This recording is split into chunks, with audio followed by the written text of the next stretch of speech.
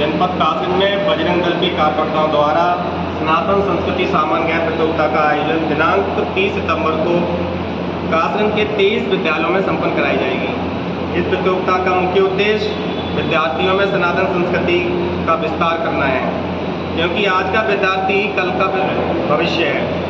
यदि किसी मकान की बुनियाद मजबूत होती है तो मकान स्वतः ही मजबूत हो जाता है। इसी मजबूती को बढ़ाने के लिए तथा विद्यार्थियों में सनातन संस्कृति के प्रति जागरूकता बढ़ाने के लिए इस प्रतियोगिता का आयोजन किया जा रहा है।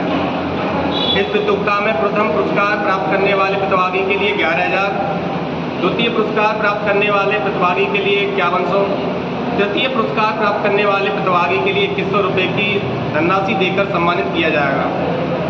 इसके अलावा 50 प्रतिभागियों के लिए सांत्वना पुरस्कार दिए जाएंगे। जय श्री राम।